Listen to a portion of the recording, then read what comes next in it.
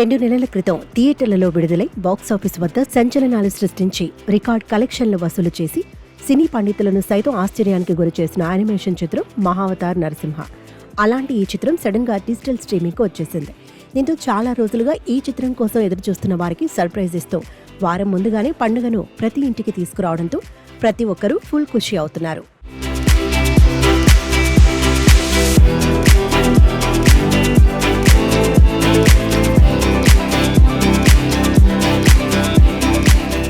భారీ నిర్మాణ సంస్థ హోంబాలేతో కలిసి దర్శకుడు అశ్విన్ కుమార్ ఈ చిత్రాన్ని హిందీలో తెరకెక్కించడం విశేషం. జూలై 25న ప్రపంచవ్యాప్తంగా అనేక భారీ చిత్రాల పోటీ మధ్య థియేటర్లకు అనామకంగా ఎలాంటి అంచనాలు లేకుండా పెద్ద సినిమాలను సైతం వెనక్కి నెట్టి అప్రతిహాతంగా సుమారు 50 రోజులు థియేటర్లను శాసించింది. కేవలం 15 కోట్ల బడ్జెట్తో రూపొందిన ఈ మూవీ అంతకు 100 రెట్లు దాదాపు 350 కోట్లను కొల్లగొట్టి ఉగ్ర తాండవం చేసింది. అందరికీ తెలిసిన భక్త ప్రహ్లాద స్టోరీని అయినప్పటికీ నేటి యూత్కు సైతం కనెక్ట్ అయ్యేలా పుష్ప సినిమా తరహా బ్యాక్గ్రౌండ్ మ్యూజిక్, అంతకు మించిన పాటలు, యాక్షన్ సీన్లు, కళ్ళు చెదిరే విజువలైజేషన్తో మెస్మరైజ్ చేసింది. ఫ్యామిలీ ఆడియన్స్ను థియేటర్లకు పరుగులు పెట్టించింది.